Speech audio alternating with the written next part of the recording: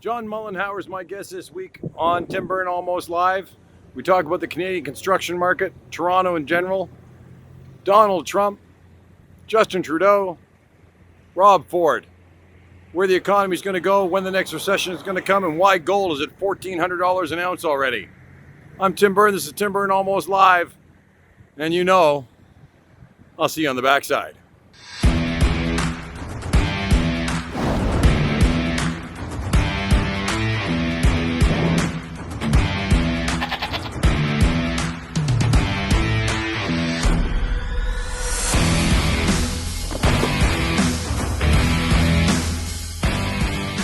I'm Tim Byrne. This is Tim Byrne Almost Live. It's Wednesday night. I am your drive home. And 9 months ago, I hung out with Mr. Mollenhauer, the Toronto Construction Association, and we talked about the economy. And actually, we shot the shit about recessions. And today, I'm back with Mr. John. John, how are you? Good. I'm so happy that you came back on the show. I figured after the last time you'd never come back on again. We had a conversation about the economy, and we talked about our dollar sinking and the market changing, and actually, I thought that we were, because we're in that last year, the United States in the primaries, and we're in that last year of the president, that we were on that fringe of the U.S. recession. was during the midterm, right, and they lost. The Republicans, of course, lost the Congress. They won in the Senate, lost the House. So I thought we'd be smelling a recession. Now the only thing I've seen in the last 6 months is that gold has popped up to a $1,400 an ounce American, which it was at $1,100 2 years ago. And gold's a real big barometer of the economy because people turn to gold when they think the economy. Back in 2008 and 9, it popped up to almost $1,900 an ounce, and it's fallen over all the years. And now it's going back up. I actually thought we'd be closer. And we had a bit of a housing bubble, but now we're back. The housing market's changed again in Toronto specifically. Certainly and has, Vancouver. Why didn't we fall into a recession that's interesting. I follow a half a dozen economists, and the A-Bank, Schedule A bank folks, for example. And if you go back, the better part of a year, they were predicting that the downturn would be sooner than later. They're now predicting just the opposite. In fact, not only are they not predicting that they're talking about it could be 4, maybe 5 years before we have a recession. So my only concern, if that's true, and economists are fun because they're never right about the timing. They're monkeys right. are throwing a dart, right? Yeah, they're right. They're just not right about the timing, and the only thing that matters is timing. What's interesting, I think, is that if it takes longer for a downturn, then the severity, you would assume, will change. So if it takes 4, maybe 5 years, then it will have been 15, 16, 17 years since we last had a downturn. So we had a downturn in 2008. Yep. It wasn't so bad in Canada, arguably because of our banking system, but it was elsewhere. Subprime mortgages in the U.S., right? Well, that was earlier. But was that earlier? Much earlier, but it's still there was still a lingering effect from it. So if we don't have a downturn for a while, I'm assuming that the severity of it will hurt us more ultimately. So I'm not sure it's a good thing that it takes that long to happen. But they're talking about lowering mortgage interest rates again. I know. Okay, so the interest rates barely got themselves out of the ditch. Well, and now they're going to. If we go back to kind of post downturn, governments kept interest rates. Well, governments don't technically control interest rates, but the national banks kept interest rates. The Rothschild family in the U.S. Well, there's been a lot in the paper about Trump, obviously, trying to have some influence over the Treasury, and that the way the structure works, that's not supposed to happen, but we know that it happens. So interest rates were low because they were trying to stimulate the economy. And in Canada, we had a pretty aggressive stimulus program nationally and at every level. And so we were also doing some catch-up with infrastructure, and so we had an aggressive spend, low interest rates. And then in Canada, I think the reason they kept interest rates low when it would otherwise have been adjusted is because Canadians had amassed a lot of debt. I know because I stand in front of a mirror and see one. Sure. And yeah. So I think they've kept it low because as they're Canadians, worried. we've put ourselves right. We've put ourselves in an untenable situation. If interest rates were to suddenly rise, we wouldn't have the wherewithal to support our debt, and that's kind of a scary thought. All of that has had relatively little effect, though, on the construction industry. I mean, the construction industry has stayed stupid busy. Last year, the ICI sector did $13.4 billion, I think, in Ontario. What's ICI? Sorry, I'm asking. The kind of commercial, industrial, institutional. The lines are blurred. You know, high-rise residential is procured like commercial construction, so is it a separate animal? Not really. And now the housing the market. Point is, our construction market is strong. The housing market changed, and we had a bit of a turn down in the last year, and then it's popped back up again. Well, as far as prices are concerned, I find it. Toronto, Vancouver specifically. Yeah, I don't know why we talk about housing generically, because to me there's a big difference and a growing gap between high-rise condo and low-rise home developments. Sure. Low density, high density. So we've seen in cities like Toronto, Vancouver, Montreal, where we have lots of high-rise condo because we have so little land. And, there aren't any other options. So in Toronto, we continue to see a boom in high-rise condo. Prices I thought are foreign still investment tax was going to pound the crap out of the condo market at one point. Well, and they're talking about taking it away. Big difference between here and the West. Right, because Vancouver has the similar tax model, right? It has exactly the same tax model, and it was done some years before it was done here. So what they found after the fact, and I can't remember why I know this, but in the Vancouver market, about 15% are these foreign investor, non-resident types that were impacted by the tax, whereas in Toronto it was about 5%. There was nothing. They said there was really no reason to do it. It was a third of the impact, other than roughly. to take tax crap. Yeah, to get more revenue. It didn't work. It was supposed to. It was supposed to help cool the market, cool a superheated market, and it didn't cool. Montreal is, they say, its new boom it's having is directly related to Vancouver and Toronto having that foreign investment tax, and Montreal has none. And they say that Montreal will boom over the next 5 years because a lot of that, any foreign investment there was, is slowly moving eastbound. Is that true? I don't know. I'm guessing no. My opinion is that it's had less impact here than we thought it would. Yep. So, but then there was less significant. Right, there's less foreign investment anyway. Right?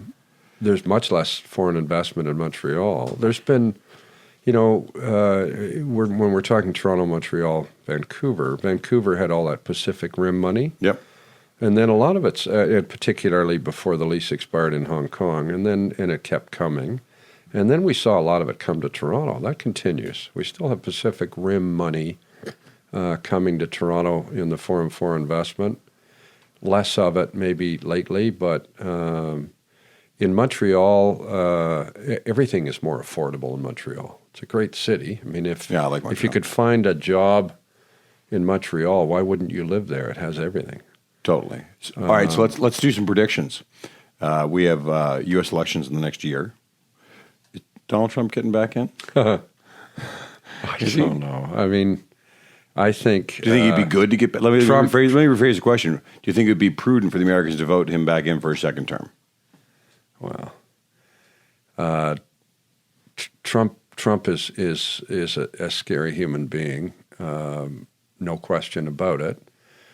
But he is a smart man, and anybody that mistakes him for a fool isn't paying attention. So the folks that support Trump strongly, many of those believe that he targets something modest, and his approach is to say that he wants to change the world, and he gets what he gets the piece of pie, fraction of that he was looking for originally, and he was only looking for that, and that's kind of his way.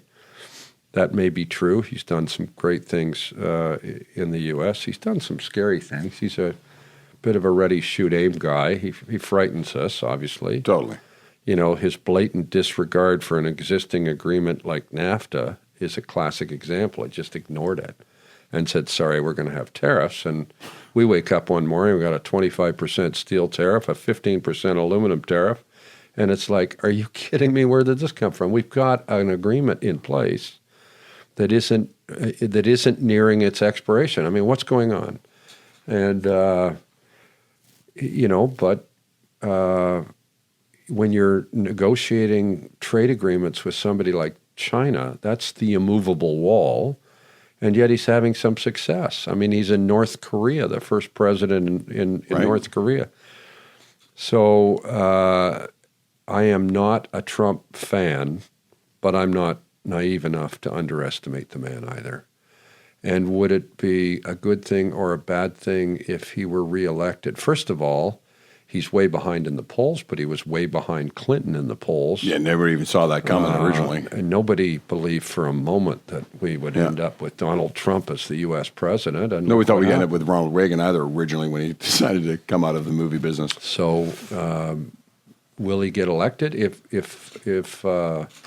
If I had to bet, I'd say yes. I'd say he'd be I think Trudeau will be reelected, and all right, let's hang on. There's a scary thought both ways. I would assume to finish Donald Trump. I would assume that the American people would do, despite that I think he's a scary guy too. They would do well by having him in power, only because a second-term president brings stability to the global economy.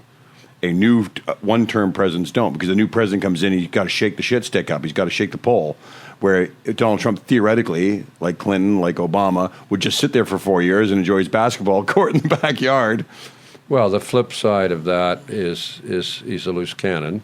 Right. And he's not like the other guys who sat around the White House. You give him the red button for another bunch of years. And he's bored. And he's bored. Right. He gets pissed at somebody and got the nuclear football. So I don't know. What about all right? Now, you brought up Justin Trudeau. He's our prime minister here in Canada, and for our American listeners, they probably don't even know who he is, other than he's the really good-looking guy who takes his shirt off a lot, like Putin does. He's our. Does he get back in? Does he get into power again? It's a little like looking at the Trump situation.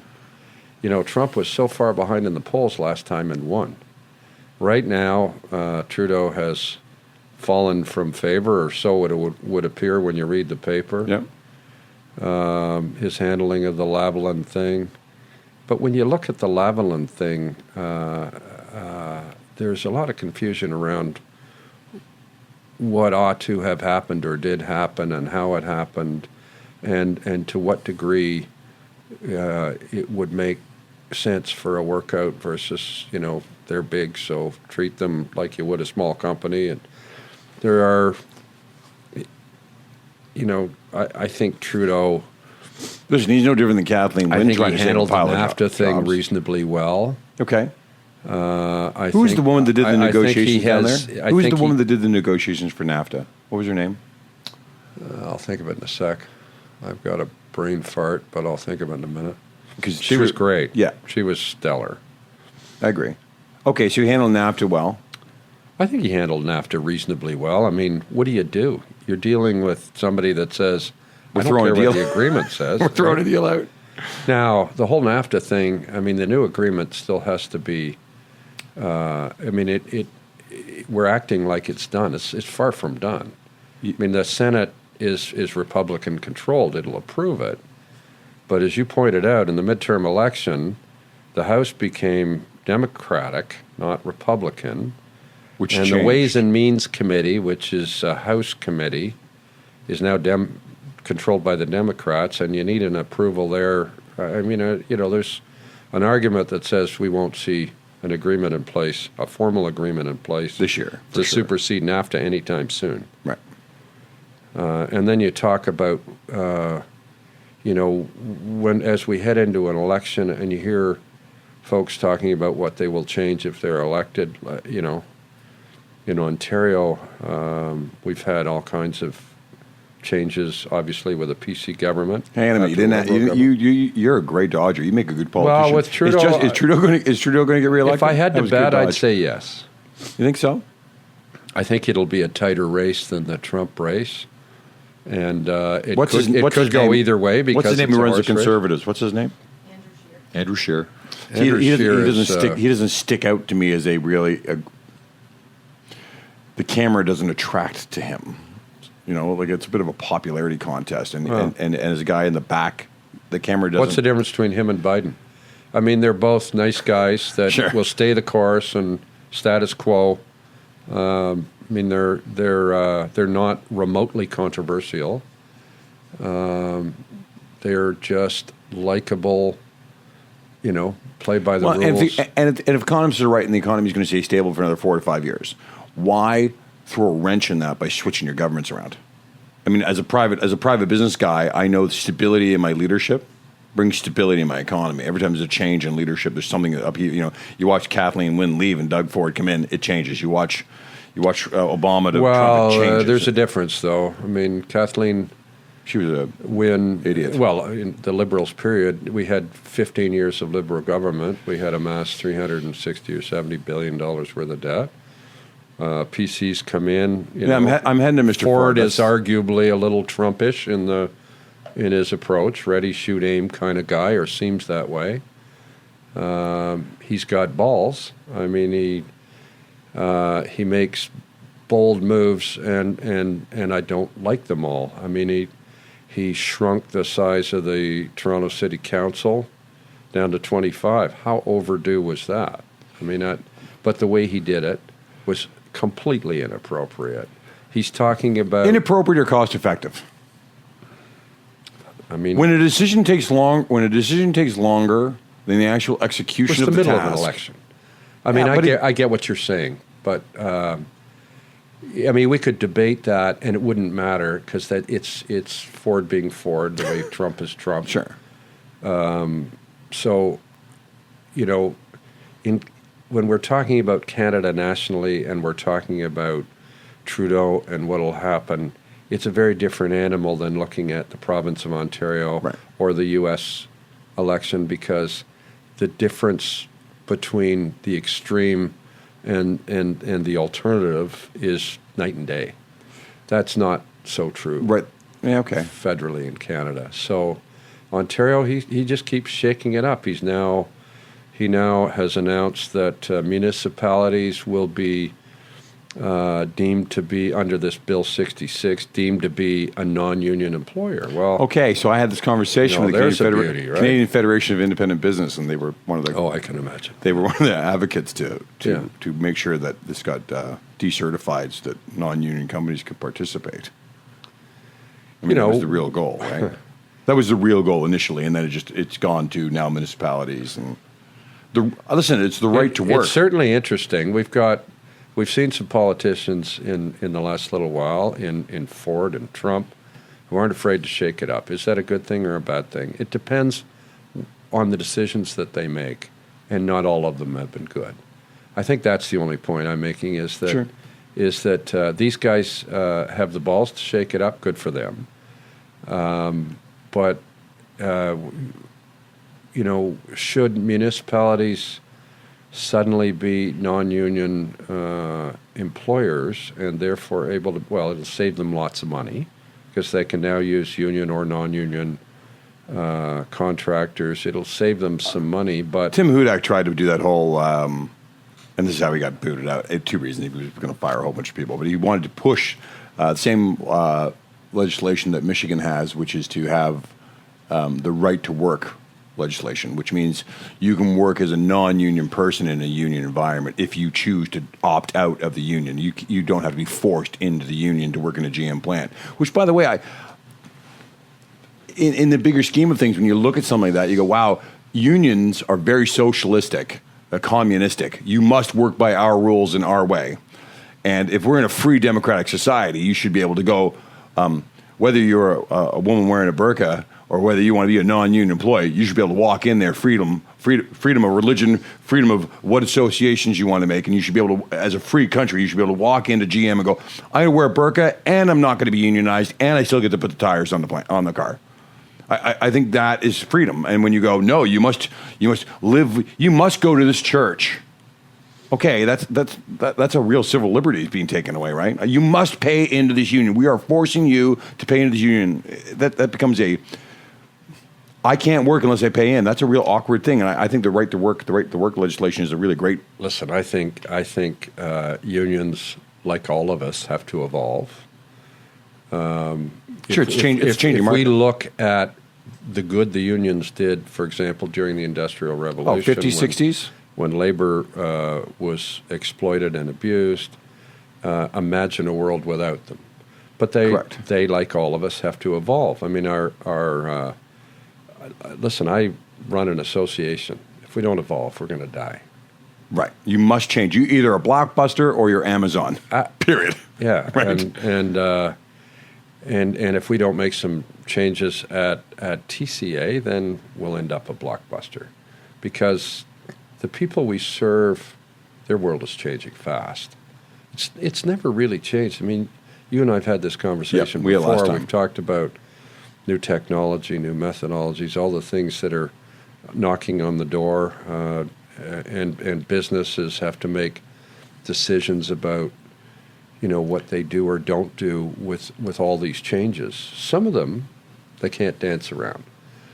BIM is building information modeling as a software, hardware, and training expense for businesses. There's nowhere to hide. When businesses are making decisions about things like, and it's a big investment, because they look at the software cost without realizing what the hardware upgrade cost will be or what the training cost will be, and they look at safety. I mean, everybody wants to do the right thing. We all want the people that we work with to go home safely at the end of the day. And then one life. And then they start having to make decisions like, do we become course certified now or later? And they look at the cost, and they have to decide as a business owner, in the context of what their world looks like and their economics, is it an expense or an investment? And how passionate are they about doing the right thing?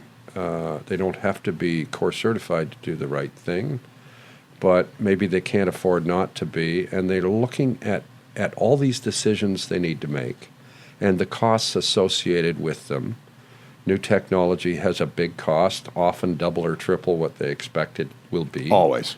Anybody that's been through core certification will tell you their early estimates for the aggregate cost were a fraction of what it ended up. Took What's the acronym stand for? 2 or 3 years. Sorry? What does the acronym stand for? The core acronym? What is that acronym? It's each one of those. It's a certificate of recognition. It's the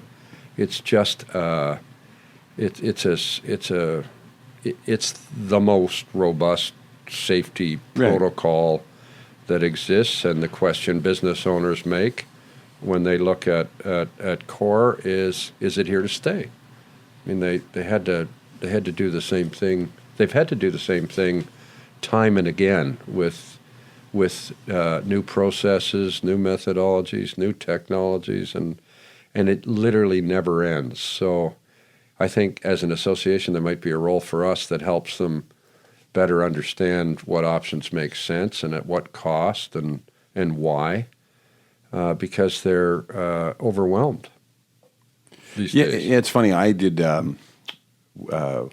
We did that show downtown with Chuck Nervick.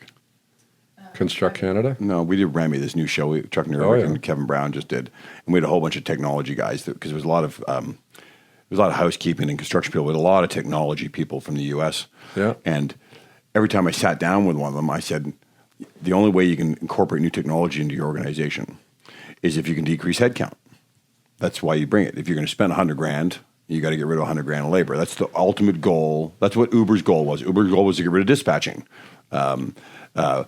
Amazon got rid of having store shopkeepers. You bring in technology, you want to get rid of headcount. That's the goal of technology. Or redeploy those resources. Redeploy resources into other things, or grow your business beyond the resources you have, so you can shrink your all of the above. But either way, you're shrinking your overhead, and whether it's through growth and you just don't make the extra hires. For every million you hire 2 people, now I don't have to.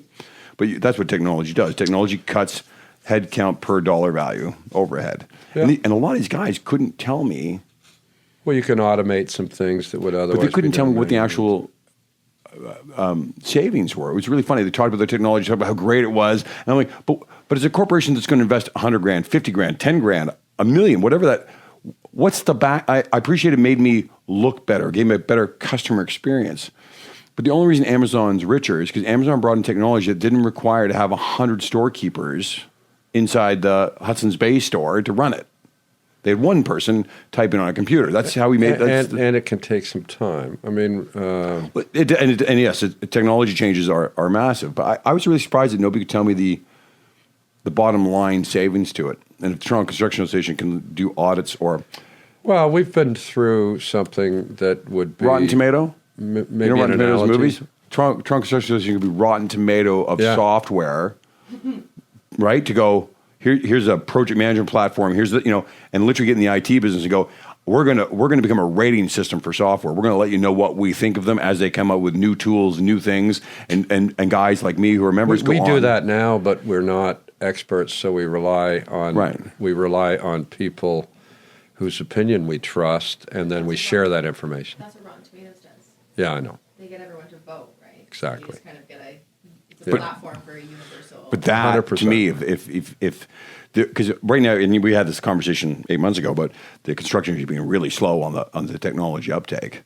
We are slow to evolve. But the other thing is that so the guys who swing hammers or used to swing hammers are scared of it. And if somebody spearheaded and said, we're going to make the Rotten Tomato of technology for construction, so that at least when I go look, I've got a whole bunch of people that vote, and I can see that this project management software, this estimating software, this... Well, why wouldn't they be scared? I mean, if you... It's frightening, by the way, if you're always swinging a hammer. If you are a bricklayer, and our productivity isn't great these days, the average bricklayer probably does 300 or 400 bricks in a day. A generation ago, they probably did 700, 800, 900, 1,000 bricks in a day. But some inexpensive robot provided it's kind of a controlled environment. You couldn't just put them out in a field, but if we're seeing a lot of a lot of modular construction and prefab factory controlled 24 hours a day, 7 days a week, robot. But we're running out of labor anyway, right? 6,000, 7,000 bricks in a day. But we're running out of labor anyway, though, so we shouldn't be worried about that. In Ontario, we've got about. But globally, generally, we are, right? We're running.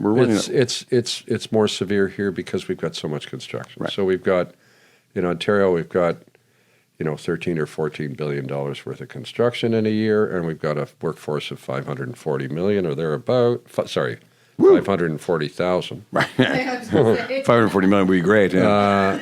And we are absolutely. On the cusp of what will be a really significant skilled labor shortage, I think.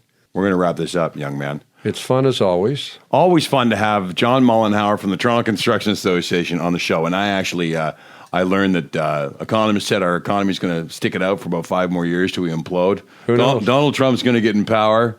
Trudeau's going to make it back in. And Rob Ford makes some stupid decisions, but he's fast and furious. We know we need a red tomato, a rotten tomato for the computer technology industry for construction. That's what I learned today. John Mollenhauer? We've been called rotten tomatoes, but never in that context, never in a good way. I'm Tim Byrne. This is Tim Byrne Almost Live. I am your Wednesday night. Subscribe, check in, drop on to the Toronto Construction Association's website. I want you to have a great Wednesday night. Drive home, be safe. Take care. Boom or no boom? That is the question. Actually, the real question is if your staff ever says to you, that's the way we've always done it, you need to fire them. It's true. I think you need to find a new way to do things in today's market.